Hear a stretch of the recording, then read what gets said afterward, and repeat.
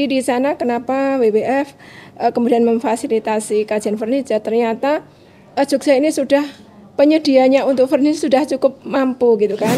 Sumber daya itu dimanfaatkan saat ini, tapi tidak kemudian menghilangkan kesempatan untuk generasi mendatang untuk masih bisa memanfaatkan sumber daya. Bicara koordinasi lintas OPD itu masing-masing kemudian masih mengedepankan pada aspek-aspek OPD-nya masing-masing kan begitu. Bagaimana menyambungkan antara kebutuhan demand dari pemerintah terkait soal PBJ berkelanjutan ini dengan ketersediaan produk yang ada di itu.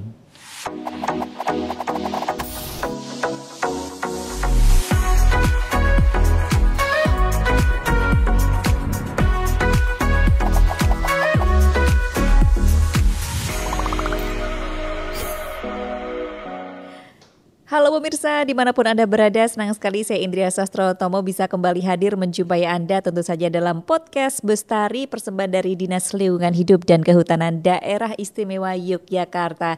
Selalu ada hal yang istimewa setiap podcast Bestari ini, dan di kesempatan kali ini kita akan membahas tentang topik yang sedang hangat ya. Ini untuk kita bahas di sesi kali ini tentang pengadaan barang dan jasa PBJ keberlanjutan ya. Dan ini memang luar biasa topik yang sangat hangat ini, dan kita akan membahas bersama narasumber-narasumber hebat yang telah hadir bersama kita. Saya akan langsung menyapa untuk yang pertama. Mungkin saya akan sapa yang dari Jakarta terlebih dahulu ya, datang ke Jogja begitu ya, untuk memberikan insight kepada kita, yaitu Bapak Yurino Juwanda selaku Project Leader Forest Partnership Worldwide Fund of Nature WWF Indonesia. Ini kalau biasa kita sapa beliau adalah dengan Pak Ari. Pak Ari, apa kabar? Baik, selamat datang di Yogyakarta, Pak Ari. Terima kasih. Sehat selalu? Sehat.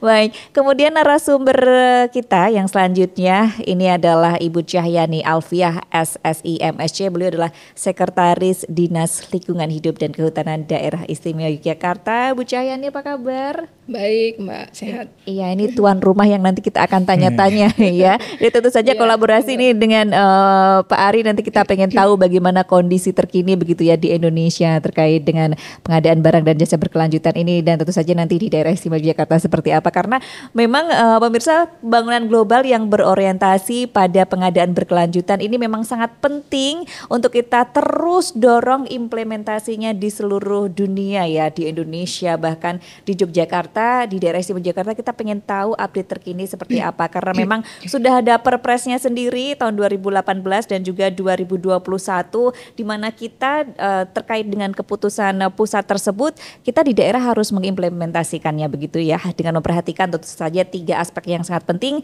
yaitu dari aspek ekonomi, sosial, dan lingkungan hidup. Nah, bagaimana ini peraturan ini akan disambut dengan baik oleh kita yang ada di daerah istimewa Yogyakarta? Kita akan langsung bahas begitu ya di podcast kali ini. Kebetulan sudah ada Bu Cahyani dan juga Pak Ari. Saya mau ke Bu Cahyani terlebih dahulu selaku ini tuan rumahnya ya, karena di daerah istimewa Yogyakarta begitu ya, untuk mengawali pembahasan kita yang ini topik yang sangat hangat di seluruh dunia. Semua sudah menggembor-gemborkan ini ya, pengadaan barang dan jasa berkelanjutan begitu ya. Mungkin bisa disampaikan terlebih dahulu Ibu Cahyani terkait dengan bagaimana landasan hukum dari kebijakan pengadaan barang dan jasa berkelanjutan ini, karena kita juga sebagai pelaksana begitu ya, ingin juga kita kalau ada dasar hukumnya, ada payung hukumnya, kita dalam menjalankannya itu juga ada aturan-aturan dan juga kita bisa tenang lah ada yang dituju begitu. Silahkan Bu Cahyani.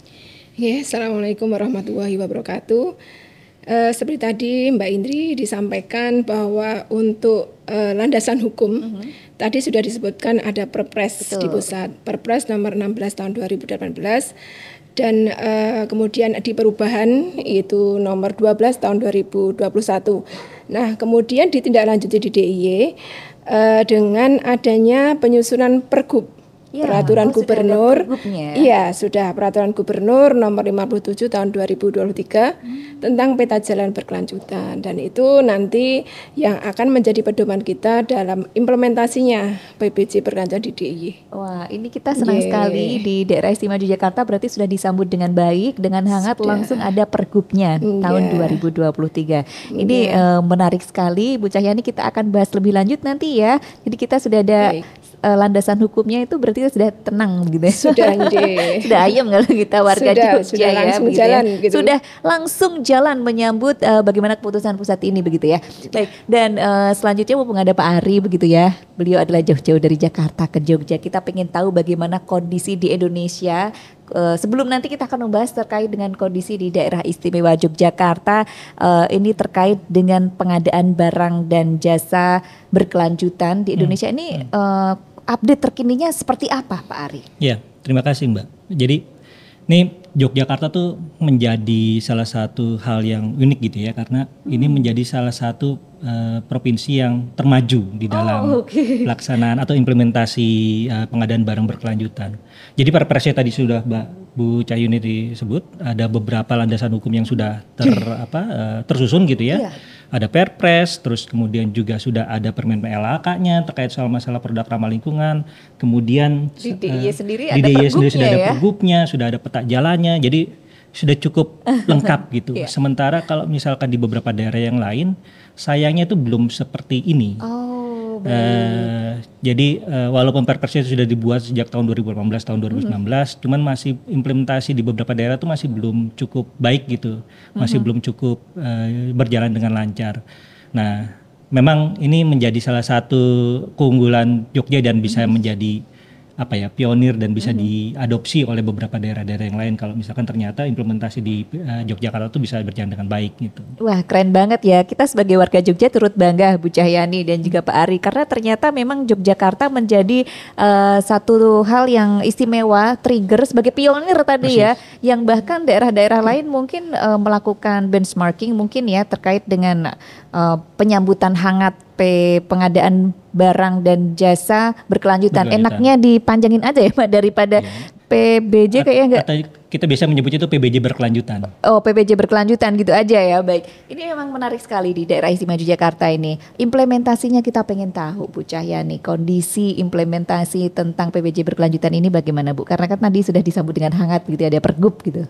Ya, baik Mbak. Jadi kami itu menjadi lebih cepat ini karena juga ada fasilitasi dari WWF nih. Saya sangat berterima kasih kepada Pak Ari dan rekan-rekan yang telah banyak sekali membantu kami untuk kemudian mewujudkan baik itu terkait peraturan, kemudian implementasinya sendiri di DIY ini juga tidak lepas dari fasilitasi dari WWF nih. Kami sangat berterima kasih. Ya. Nah, untuk saat ini sebenarnya sudah dimulai sejak tahun 2019 Mbak. Oh, baik. Sampai kemudian hari ini, tahun ini kita masih tetap berlanjut untuk implementasinya.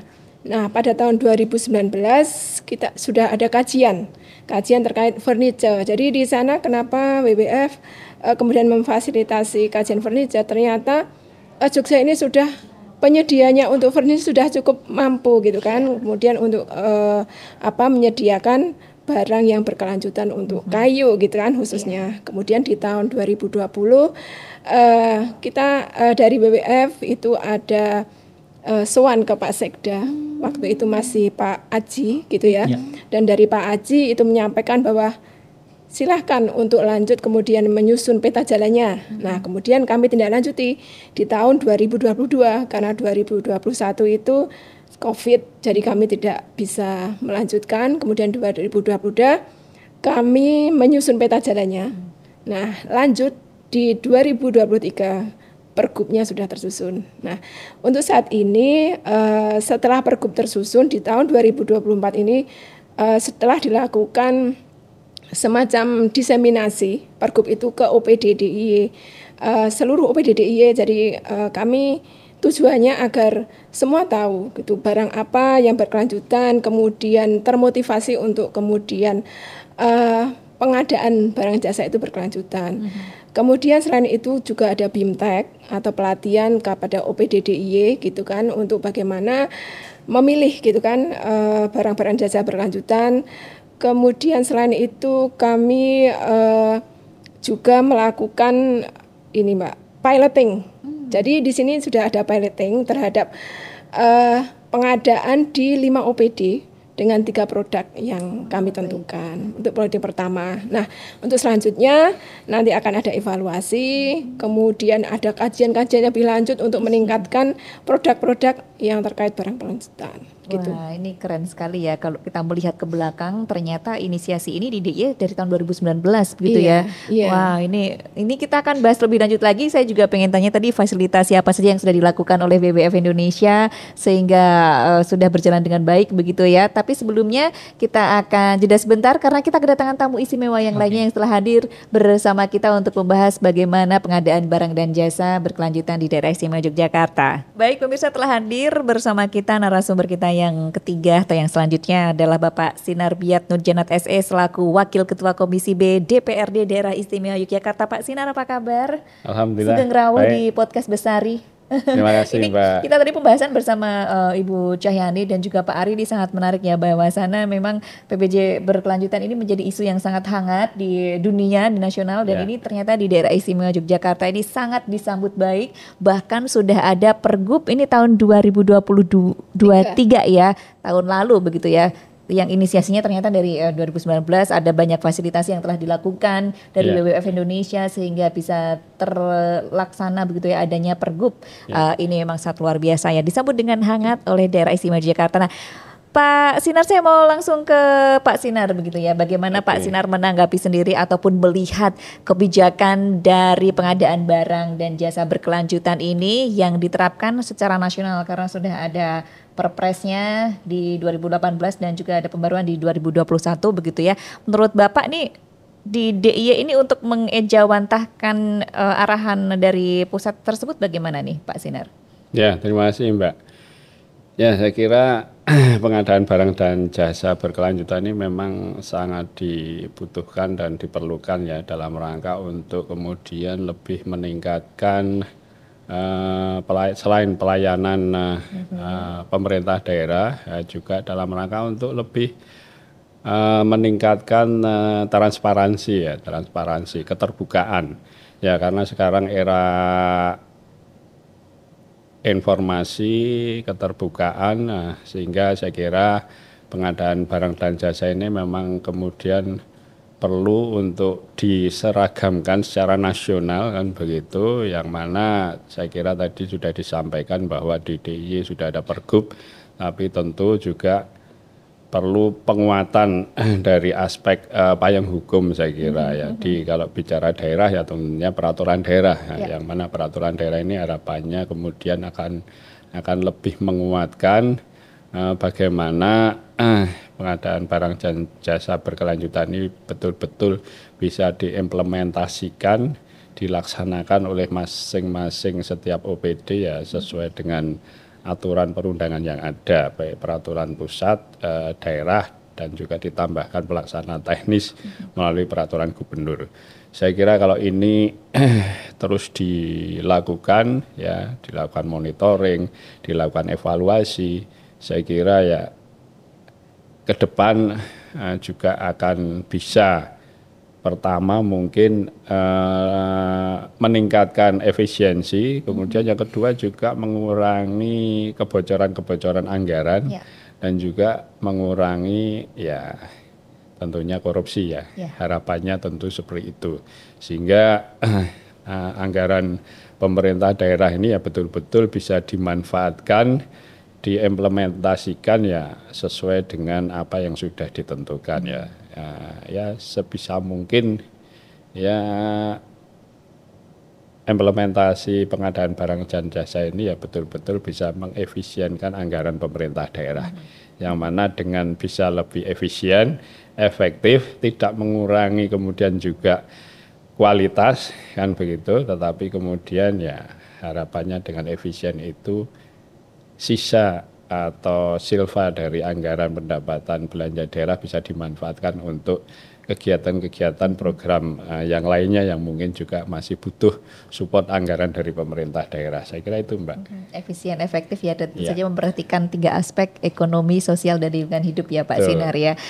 Kemudian saya mau ke Pak Ari. Pak Ari, tadi Bu Cahyani menjelaskan bahwasanya ternyata banyak sekali fasilitasi yang telah dilakukan oleh WWF Indonesia. Kita penasaran nih Pak, fasilitasi apa saja yang dilakukan WWF Indonesia ke daerah-daerah, khususnya di daerah istimewa Yogyakarta?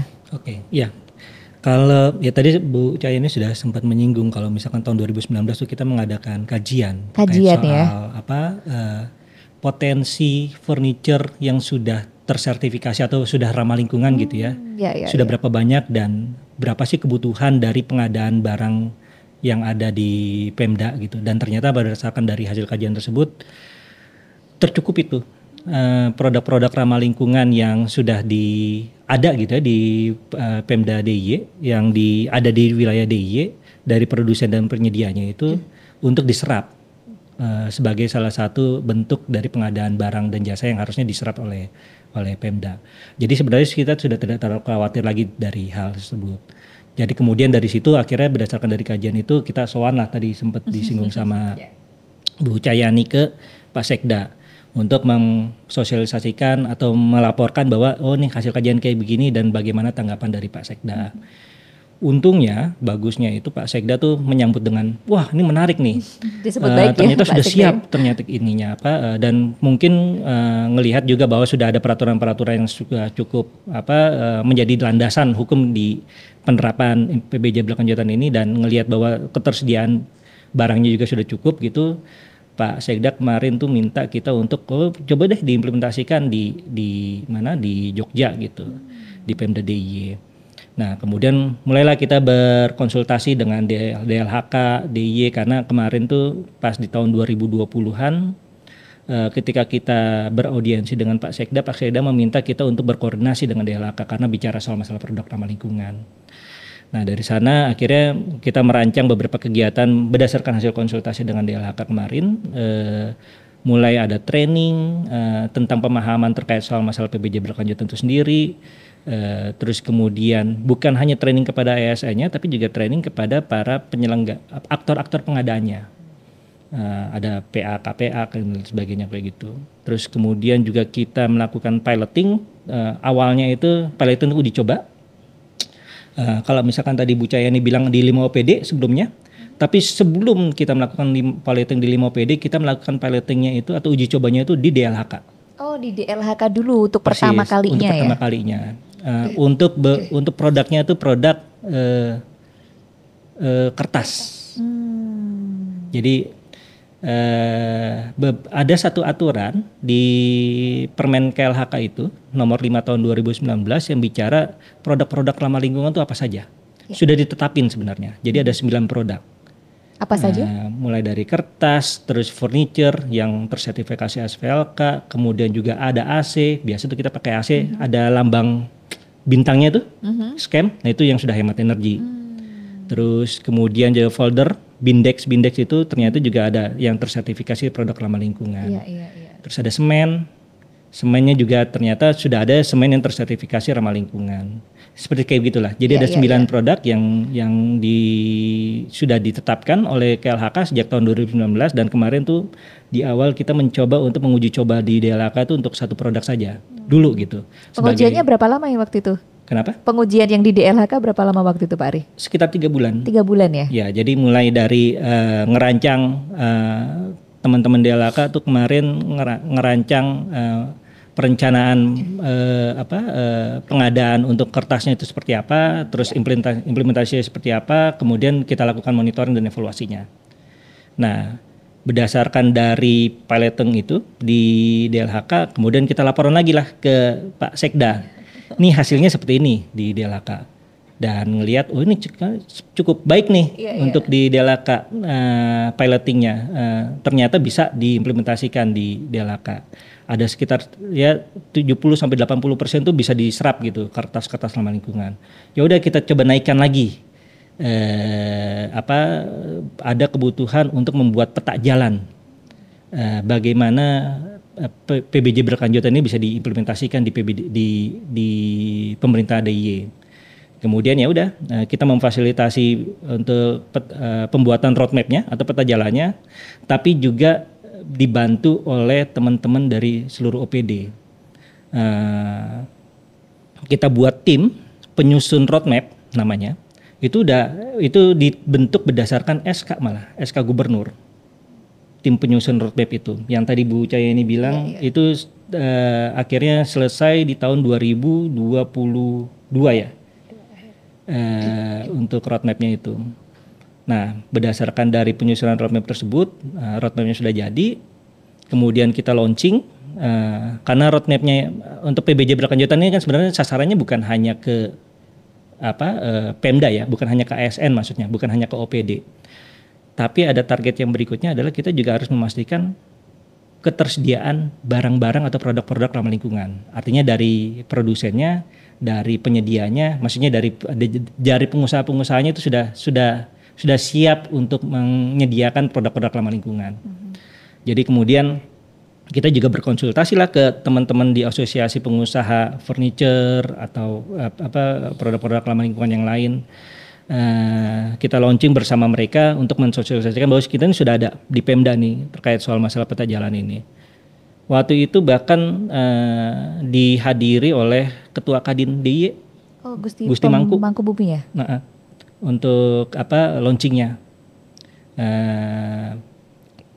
Dari roadmap itu akhirnya mulai dibentuk untuk tim implementasi roadmap juga berdasarkan SK Gubernur ya, lintas OPD tuh isinya, mulai dari leading sektornya ada teman-teman dari DLHK. Oh enggak, ketuanya itu Pak Gubernur ya? Sekda. Oh Pak Sekda. Oke, ketuanya Pak Sekda ya. Tapi sekretarisnya Pak Kadis DLHK. Terus anggota-anggotanya ada dari, saya udah lupa deh, ada di Sprinda, ada di Skop, pokoknya lintas OPD lah. Ya? Dan ya mereka tuh yang ngerancang bagaimana implementasi ini bisa dilakukan di Pemda DIY. Jadi perannya WWF itu sebenarnya hanya memfasilitasi, cuman yang bekerja keras untuk melakukan implementasi itu ya teman-teman dari OPD gitu. Tapi ini keren loh, dari WWF memfasilitasi, kemudian dari teman-teman dari OPD sendiri dari Pemda DIY ini kompak sekali ya kalau kita lihat ya. Makanya saya mau tanya ke Ibu Cahyani, tapi sebelum ke kekompakan itu, sinergi yang telah dilakukan, ada 3 aspek dalam PBJ keberlanjutan ini yang memang kita perlu perhatikan. Ada aspek ekonomi, kemudian ada aspek sosial dan juga lingkungan hidup. Kita pengen tahu Bu, aspek ekonomi itu apa saja, sosial apa saja, dan juga lingkungan hidup itu apa saja, Bu Cahyani? Baik, jadi 3 aspek ini memang sudah dari pusat itu ditentukan. Jadi kalau ekonomi itu untuk harga itu terukur sampai usia barang gitu kayak. Jadi bagaimana harga ini nanti menjamin barang itu tetap kualitasnya seperti itu. Nah, kemudian dari aspek ekonomi ini juga kemudian bisa terkait langsung dengan aspek sosial. Nah, di sini aspek sosialnya adalah menghilangkan kesenjangan. Nah, kesenjangan ini adalah antara kita biasanya kalau usaha itu usaha besar, pengusaha besar, tapi di sini tidak. Dengan menghilangkan aspek kesenjangan ini kita mendorong dari UMKM ini untuk kemudian meningkatkan kualitasnya, meningkatkan produktivitasnya sehingga bisa bersinambung secara ekonomi. Nah, kemudian yang tak kalah penting lagi aspek lingkungan. Nah, aspek lingkungan ini yang menjadi core di tempat kami Dinas Lingkungan Hidup dan Kehutanan ini adalah mencegah dampak-dampak yang ditimbulkan dari kerusakan lingkungan seperti kerusakan terhadap air, kemudian tanah, udara, ini agar kemudian tidak terjadi, juga terhadap ketersediaan sumber daya. Sehingga untuk yang berkelanjutan ini maksudnya adalah sumber daya itu dimanfaatkan saat ini tapi tidak kemudian menghilangkan kesempatan untuk generasi mendatang untuk masih bisa memanfaatkan sumber daya. Ini seperti itu, Mbak. Iya, 3 aspek tersebut yang perlu kita perhatikan ya. Kemudian tadi juga yang piloting pertama kali ternyata sebelum 5 OPD itu di LHK dulu. Sendiri, nah, kekompakan sinergi seperti apa yang terjalin antar OPD ini Bu, mungkin bisa diceritakan bagaimana kompaknya Pemda DIY ini sehingga bisa menjadi percontohan. Tadi kalau Pak Ari sampaikan Jogja nih keren banget gitu ya, pokoknya terdepan daripada daerah-daerah yang lainnya, itu gimana nih Bu Cahyani? Baik Mbak, jadi seperti tadi Pak Ari sampaikan, kami itu dibentuk tim. Tim seluruh OPD yang ada di DIY yang diketahui oleh Pak Sekda ini cukup membuat suatu ikatan bagi kami, jadi sebagai komitmen kami bersama untuk kemudian terus melaksanakan, mengimplementasikan, kemudian evaluasi bersama, bahkan dalam penyusunan NSPK. Kami juga bersama-sama. Jadi NSPK ini nantinya akan menjadi pedoman teknis bagi kami dalam implementasi PBJ berkelanjutan ini. gitu Mbak. Jadi ya kita punya komitmen bersama. Iya, komitmen bersama itu yang terus berjalan beriringan begitu ya Bu Cahyani. Kemudian tadi disampaikan 5 OPD itu mana saja dan ada 3 barang ya yang sudah berjalan ya. Apa saja nih Bu? Jadi untuk piloting yang dikatakan tadi pertama sudah ada, tapi ini masih yang pertama juga ya Pak. Masih yang pertama juga ya kan? Pertama setelah tersusunnya pergub gitu ya, setelah tersusunnya pergub. Jadi ada 5 OPD itu. Yang pertama itu Dinas Pendidikan dan Olahraga, kemudian Dinas PU, kemudian Dinas Perindak, kemudian Dinas Kebudayaan, dan yang satunya Dinas Transmigrasi, gitu Mbak. Jadi dari 5 OPD ini kami Dinas Tenaga Kerja kalau nggak salah. Dinas Tenaga Kerja, mohon maaf, Dinas Tenaga Kerja. Jadi produk yang kami cobakan ini tidak semua, kemudian dari 9 produk tadi yang sampaikan tidak, karena kami ingin melihat nanti keberhasilannya seperti apa agar lebih mudah terukur. Nah ini 3 produknya ini ada produk kayu itu furniture, ya, kemudian semen, dan yang satu adalah AC. Itu semua harus tersertifikasi ya? Iya, sudah berekolabel, tersertifikasi gitu. Baik. Dan ramah lingkungan semuanya. Keren banget nih ya Jogja ya Pak Sinar, kalau melihat bagaimana Jogja ini ternyata sangat kompak ya, sampai bahkan menjadi pionir begitu ya di Indonesia begitu. Kalau Pak Sinar melihat sendiri terkait dengan data, kemudian ada proyeksi belanja atau pengadaan barang dan jasa ini sepertinya cenderung mengalami tren begitu ya Pak Sinar ya, peningkatan ya setiap tahunnya. Nah tanpa terkecuali di DIY ini, karena memang kerjasama 5 OPD ini ternyata keren banget berkolaborasi. Sudah berapa lama Bu, sebelum saya tanya Pak Sinar, yang kerjasama yang 5 OPD itu? Yang maksud saya yang 5 OPD dengan 3 barang itu tadi sudah berjalan dari 1 tahun ya? Baru 1 bulan. 1 bulan ini ya. Oh baik. Berjalan 2 bulan nanti kami evaluasi. Baik, nanti akan ada evaluasi dan juga ada kajian lagi begitu ya. Nah dorongan seperti apa nih dari Dewan sendiri yang dapat disampaikan terkait dengan PPJ berkelanjutan ini Pak, supaya dapat terimplementasi gitu ya dalam pengadaan barang dan jasa berkelanjutan ini Pak Sinar, silakan. Ya, terima kasih. Ya, jadi saya kira kalau bicara pemerintah daerah istimewa Yogyakarta ya sudah cukup banyak ya prestasinya, dan juga saya kira kita juga sudah beberapa kali hasil dari pemeriksaan BPK juga selalu mendapatkan nilai yang di atas rata-rata dari provinsi yang lain. Tetapi tentunya kondisi itu ya Pemda DIY tentu kami sangat berharap masih terus berbenah kan begitu, tak pernah berhenti juga untuk terus melakukan evaluasi, jangan sampai kemudian puas diri kan begitu ya. Karena memang kami mencermati dari DPRD ini, kalau sudah kemudian bicara tim, bicara koordinasi lintas OPD, ini rupanya sangat mudah diucapkan, tapi implementasi pelaksanaannya tidak mudah seperti yang kita ucapkan. Itu yang ya saya kira terjadi hampir di setiap tingkatan pemerintah daerah ya. Saya dulu pernah di kota Jogja juga ya, juga mengalami melihat situasi yang sama. Karena kadang ya begitu bicara koordinasi lintas OPD itu masing-masing kemudian masih mengedepankan pada aspek-aspek OPD-nya masing-masing kan begitu. Sementara kadang dalam mensikapi hal-hal tertentu ya koordinasi lintas OPD itu sangat diperlukan dan sangat dibutuhkan. Oleh karena itu saya kira yang masih terus perlu ditingkatkan kalau kita bicara pemerintah daerah ya tadi koordinasi lintas OPD itu harus betul-betul bisa diwujudkan tidak hanya sekedar membentuk tim tetapi kemudian ya koordinasi lintas OPD itu tidak bisa berjalan sebagaimana mestinya, sebagaimana yang menjadi harapan Bapak Gubernur tentunya ya. Nah ini saya kira jika kemudian koordinasi lintas OPD itu bisa dilaksanakan di seluruh tim yang ada di Pemda DIY ini, saya kira tidak akan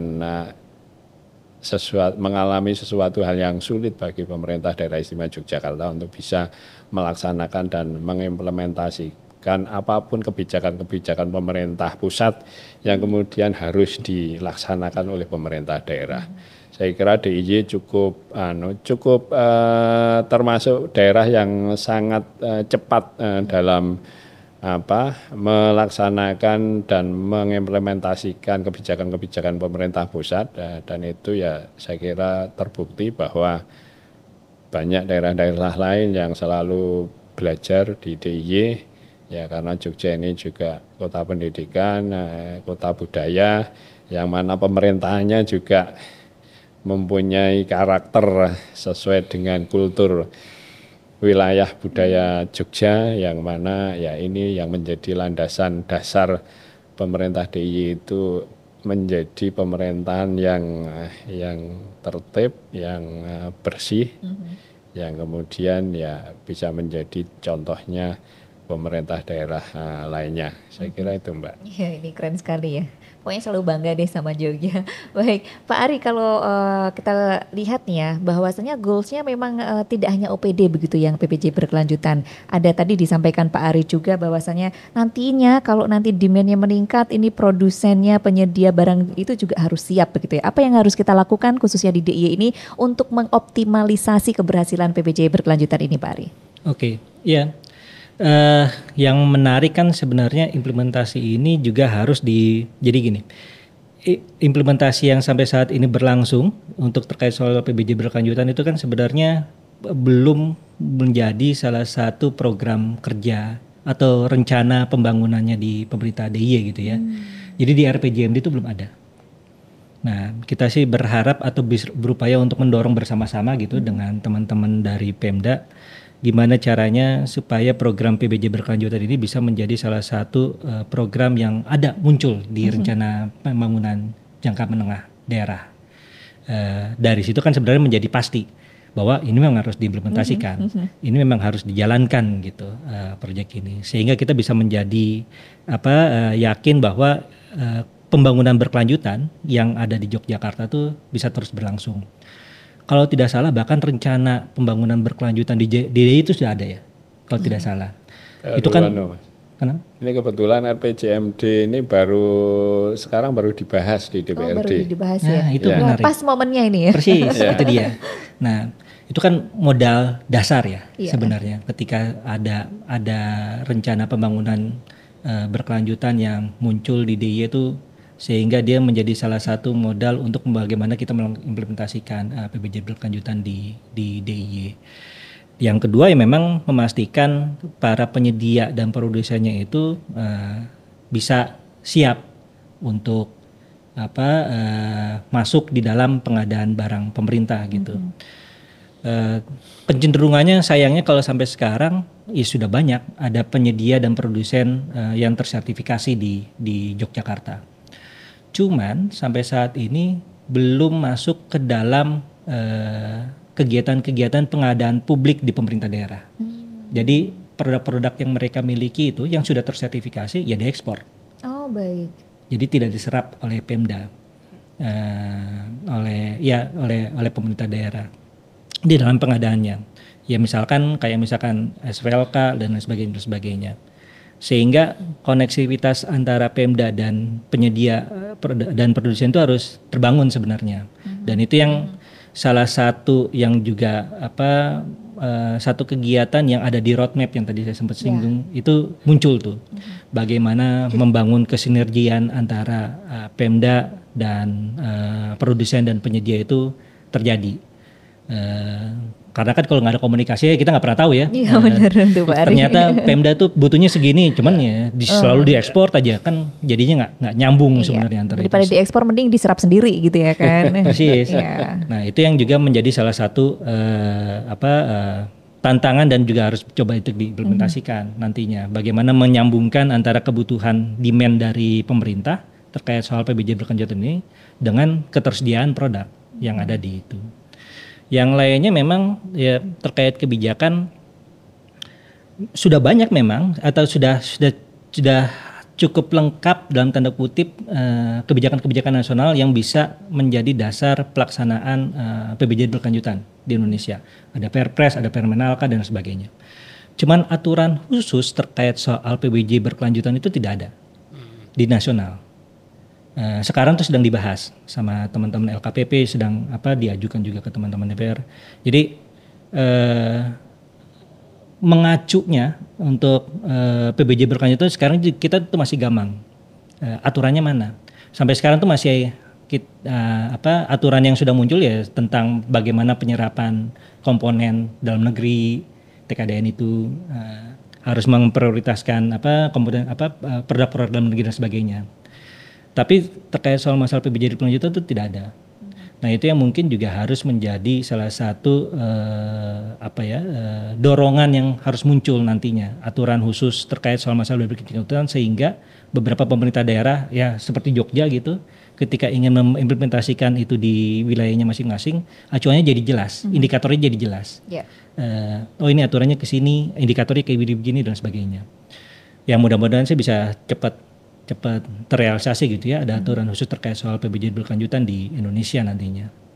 Itu sih Mbak. Iya, ternyata ada berbagai tantangan ya, karena ini tidak mudah ya, tidak seperti membalikan telapak tangan begitu ya. Tadi saya mau meng-highlight juga bahwasanya tentang rencana pembangunan jangka menengah daerah yang ternyata saat ini baru dibahas ya, berarti bisa dimaksudkan mungkin Pak Sinar bisa menanggapi. Ya, terima kasih Mbak.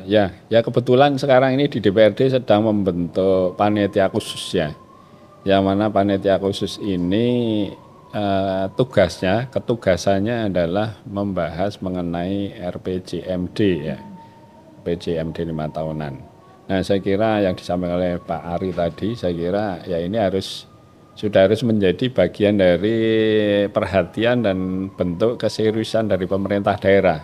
Yang mana mestinya ya PBJ ini sudah dituangkan di dalam RPJPD yang sekarang sudah masuk dalam proses pembahasan antara DPRD dengan pemerintah daerah istimewa Yogyakarta. Saya kira ini perlu untuk menjadi perhatian. Jika belum ya mohon untuk kemudian bisa disusulkan, disisipkan untuk masuk dalam RPJMD ke depan. Kemudian yang selanjutnya saya kira tadi menarik ya,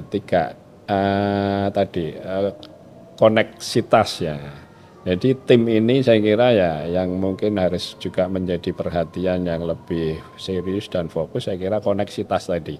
Karena sekarang ini era keterbukaan ya, bagaimana kemudian PPJB ini yang betul-betul bisa tersampaikan secara luas ke seluruh mungkin penyedia jasa sehingga 3 aspek tadi betul-betul bisa diimplementasikan, tidak hanya sekedar kemudian dalam bentuk tulisan, tapi ya betul-betul bisa diimplementasikan, bisa memberikan ruang, bisa memberikan kesempatan kepada ya khususnya UMKM tadi ya, karena ini konsennya juga lebih memprioritaskan kepada UMKM ya, harapannya kemudian UMKM kita yang ya di DIY ini cukup besar jumlahnya, 300 ribuan sekian UMKM kita ini kan gitu yang mana tentu dari sekian banyak itu ya pasti ya saya yakin ada yang sudah bersertifikasi ya. Nah, sehingga dengan koneksitas inilah harapannya mereka juga akhirnya mendapatkan informasi dari pemerintah daerah, dari tim pemerintah daerah ini. Jangan sampai kemudian tim pemerintah daerah ini tertutup, tidak ada keterbukaan sehingga justru malah ya para pelaku usaha kita tidak pernah mendapatkan informasi ya, karena tidak pernah mendapatkan informasi akhirnya juga tidak pernah akan mendapatkan kesempatan.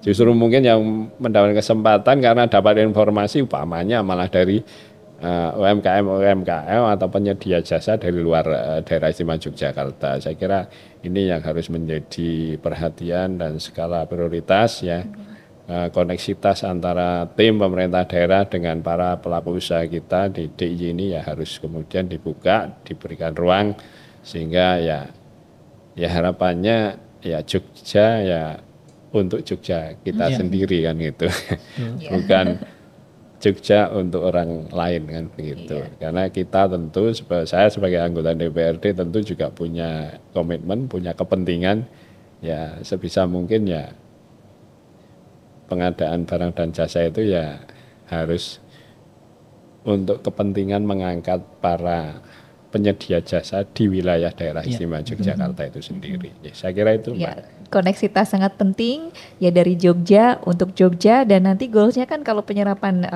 di Jogja sendiri pastinya juga meningkatkan perekonomian di Yogyakarta sendiri ya Pak Sinar ya. Ya, betul. Ya, ini menarik sekali. Mungkin koneksivitas ini bisa semakin dibangun begitu ya. Mungkin dari DLHK ada program khusus mungkin antara supaya ada transparansi begitu ya, pemerintah daerah membutuhkan apa, kemudian mungkin bisa melibatkan berbagai UMKM yang tentunya yang telah tadi menyediakan barang-barang yang sesuai ya, yang mungkin ada sertifikasinya begitu ya.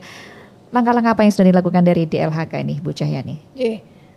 Kalau kami di DLHK ini juga tidak lepas dari tadi apa yang sudah ada di dalam peta jalan, gitu nggih. Jadi di dalam peta jalan ini nanti kami bersama-sama tim, Mbak. Di dalam tim itu ada Dinas Perindak, kemudian di situ juga ada ULP yang mengurusi tentang pengadaan. Nah, di sini nanti di dalam salah satu kegiatannya untuk rencana ke depan itu akan ada pelatihan untuk penyedia jasa. Wah, ini menarik nih Ada pelatihan pelatihan. untuk penyedia jasa, ada BIMTEK seperti itu. Kemudian tadi ada sertifikasi untuk mendorong sertifikasi para penyedia jasa, kemudian penyedia barang maksudnya produsen bisa, kemudian ada untuk distributor juga ada. Nah, kemudian dari BLP sendiri yang merupakan agen pengadaan di DIY ini nanti akan kami mencoba pendekatan untuk memasukkan di sistem e-katalognya. Wow. Nah, ini juga kami juga nanti akan ada usaha, ada upaya begitu nggih Pak Ari untuk berkoordinasi dengan pusat. Ada Kementerian KLHK, kemudian Kemenperin seperti itu. Nah, harapannya nanti itu sudah ada di purchasing gitu ya. Jadi ketika kami kemudian akan melakukan pengadaan itu sudah ada di daftarnya, sudah ada di list tentang barang-barang yang berkelanjutan tersebut sehingga tidak akan menyulitkan bagi teman-teman kami yang ada di DIY untuk membeli. Karena kesulitan yang ada saat ini mungkin kami bermaksud untuk membeli barang tersebut, tetapi itu tidak ada di dalam list, gitu. Nah, ini juga terkait dengan nanti di dalam perencanaan ada SHBJ gitu ya, itu standar harga barang dan jasa yang ada di DIY. Nah, ini sejak tahap perencanaan sudah harus ada. Nah, jadi ini bareng-bareng gitu Mbak, jadi paralel gitu kerjanya, jalannya paralel agar ini nanti bisa terakomodir semuanya, seperti itu. Wah, keren ya, kita dimudahkan kalau ada database seperti itu juga ya, jadi kita tidak merasa ada yang kebingungan gitu ya, semuanya sudah clear di awal gitu ya, karena tadi kan memang juga merencanakan itu tidak hal yang mudah ya, butuh perjuangan, koordinasinya itu benar-benar sangat beragam begitu ya.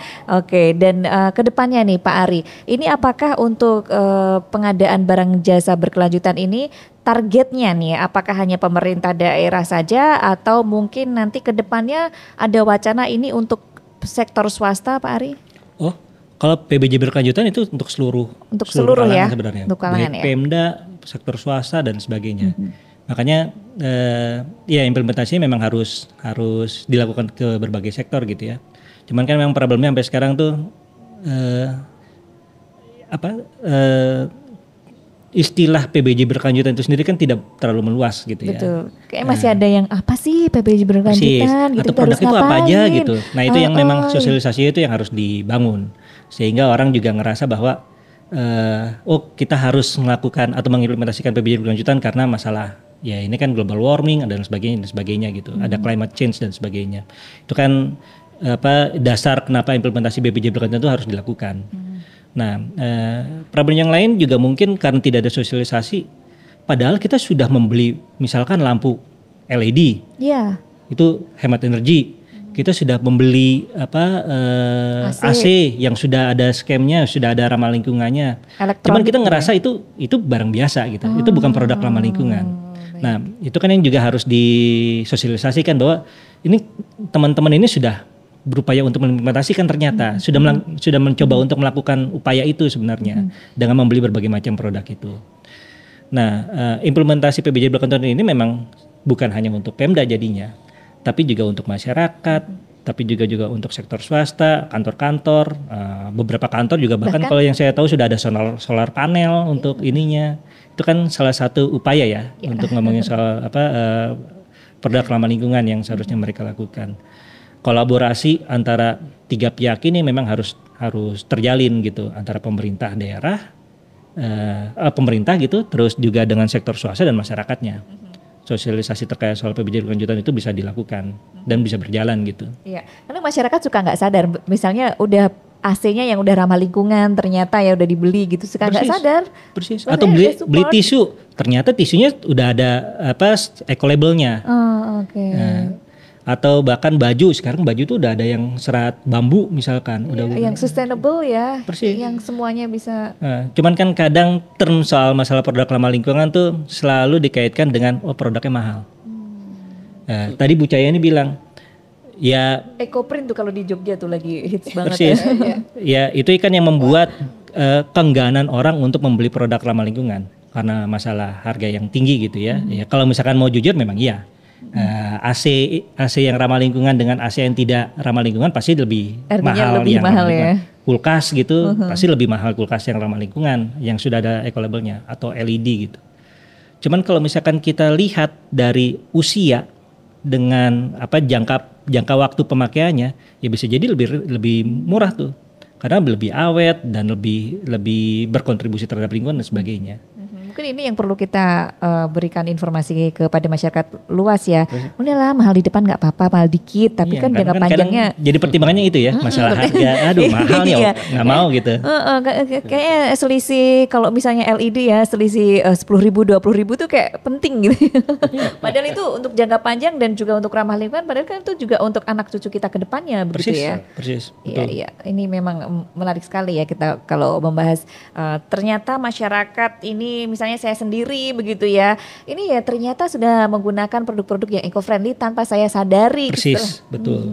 Tisu, AC, kulkas dan lain-lainnya begitu ya. Ternyata ada banyak tantangan yang sangat luar biasa ada di depan mata kita terkait dengan pengadaan barang dan jasa berkelanjutan ini. Baik, mungkin saya mau ke Bu Cahyani. Ini ternyata waktu kita hampir 1 jam begitu ya, tapi masih ada beberapa waktu lagi begitu ya. Terkait dengan harapan dan juga target ke depan, Ibu Cahyani, upaya yang akan terus dimaksimalkan ini tentu saja dalam rangka mengimplementasikan pengadaan PBJ berkelanjutan di daerah istimewa Yogyakarta ini apa untuk kegiatan-kegiatan yang akan mendatang ini. Silakan Bu Cahyani. Baik, jadi salah satu tugas di tempat kami adalah mengedukasi gitu kan. Mengedukasi masyarakat bagaimana kemudian mengetahui bahwa barang tersebut itu barang yang ramah lingkungan, berkelanjutan, kemudian mau memakai. Nah, ini nanti kedepannya tantangan buat kami, ini juga akan kami sosialisasikan, diseminasi melalui ada leaflet, ada kemudian di medsos gitu kan yang terkait PBJ berkelanjutan ini sehingga masyarakat itu tahu gitu kan. Sekarang medsos itu kan sangat mudah, sangat mudah dibuka. Kita bisa viralkan ya Bu Cahyani ya. Iya bisa diviralkan melalui itu untuk PBJ berkelanjutan. Jadi kita akan terus adakan pembinaan. Kalau di tempat kami juga ada pembinaan terhadap pengendalian pencemaran lingkungan, itu nanti bisa masuk di sana gitu untuk itu. Nah, kemudian untuk penyediaan barang-barangnya ini kami akan terus berkoordinasi dengan OPD yang terkait sebagai pembinanya dari produsen tersebut sehingga produsen-produsen bisa kemudian mensertifikasi barangnya, menyediakan barang yang berkelanjutan seperti itu, Mbak.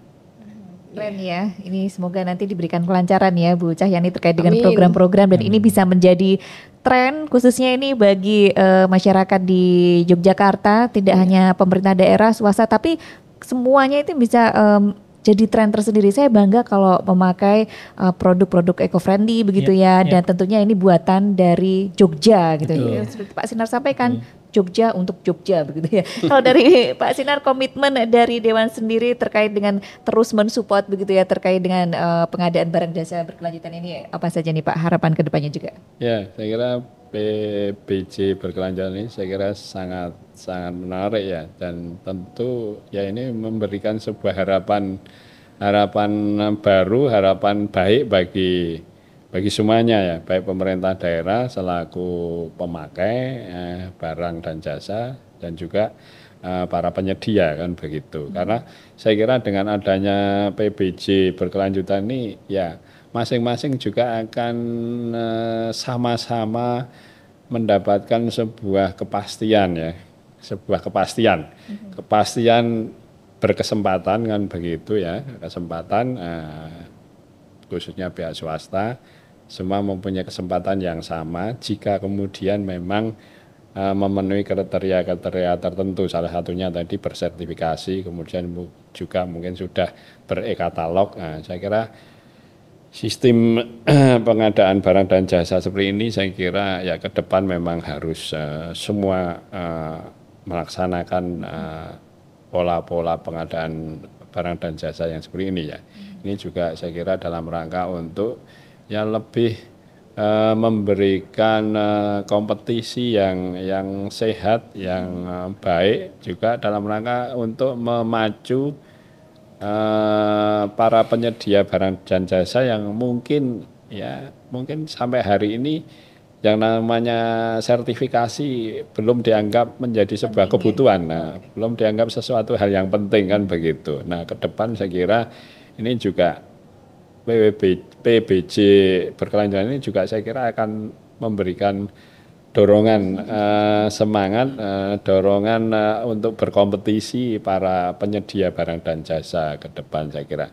Nah, tentu dengan kondisi dan situasi seperti ini saya kira ya ke depan bicara PBJ berkelanjutan saya kira ya akan jauh lebih baik, lebih tertata, lebih berkualitas kan begitu, dan juga tentu 3 aspek tadi akan lebih bisa terpenuhi ya, aspek ekonomi, sosial, lingkungan, itu saya kira akan jauh lebih terjaga dibandingkan pola sekarang dan sebelumnya mungkin yang belum memakai sistem aturan main seperti yang sudah diatur di dalam peraturan pemerintah ini. Saya kira ya kita masih banyak kelemahan, masih banyak celah yang kemudian ya saya kira belum bisa memberikan sebuah kepuasan baik bagi pemerintahan daerah ataupun juga bagi pihak-pihak yang mungkin kemudian juga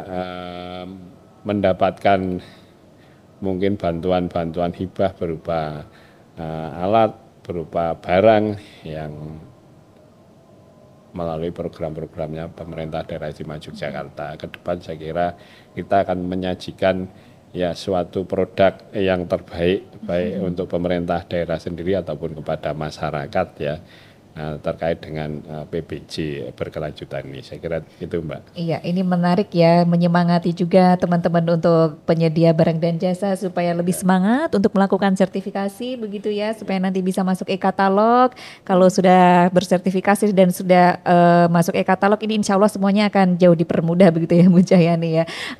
Yang terakhir Pak Ari, mungkin ada harapan-harapan khusus mungkin khususnya di DIY ini supaya PBJ di DIY makin sukses gitu. Harapannya?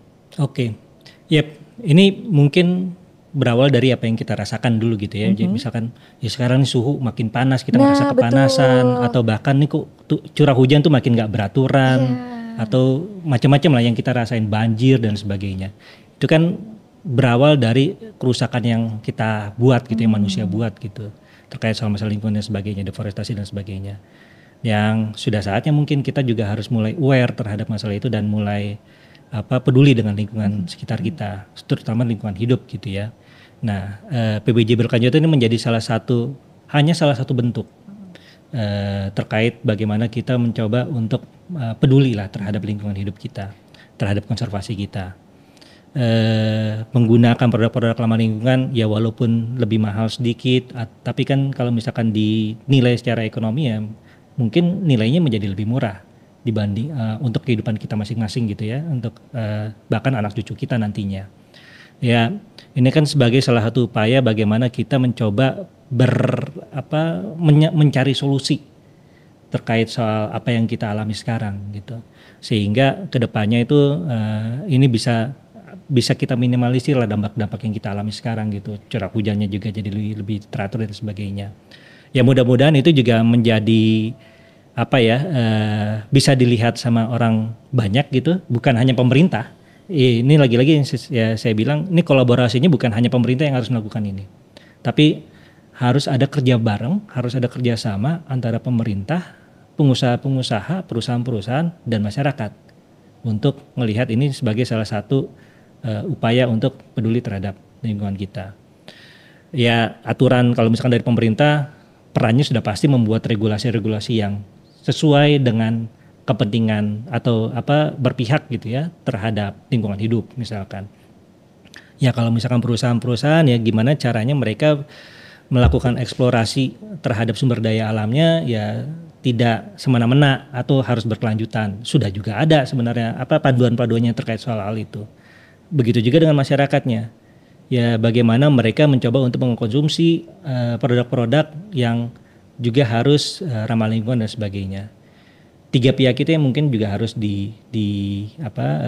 dilibatkan supaya pembangunan berkelanjutan di Indonesia atau bahkan di DIY secara khusus itu bisa berjalan dengan baik. Gitu. Dan juga meningkatkan kesadaran masing-masing individu begitu ya. Kalau tadi disampaikan wah ini cuaca makin panas, curah hujan sudah tidak menentu, bagaimana kita lebih ke sini juga makin sadar gitu ya. Ayo dong kita sama-sama berkontribusi sebisa kita. Ya. Jadi masyarakat tidak hanya tugas dari anggota Dewan, Pak Sinar dan juga tim dari DLHK, Bu Cahyani dan tim dan juga Pak Ari dari WWF Indonesia beserta timnya. Tapi ini merupakan tugas kita bersama. Betul. Begitu ya. Terima kasih kepada seluruh narasumber, Pak Ari, Bu Cahyani dan juga Pak Sinar untuk episode podcast Bestari kali ini yang kita seru sekali hari ini membahas tentang pengadaan barang dan jasa berkelanjutan. Tentu saja persembahan dari Dinas Lingkungan Hidup dan Kehutanan Daerah Istimewa Yogyakarta. Saya juga mengucapkan terima kasih untuk Pusat Desain Industri Nasional Yogyakarta dan juga Lovis. Akhirnya saya Indria Sastrotomo pamit undur diri dan sampai jumpa.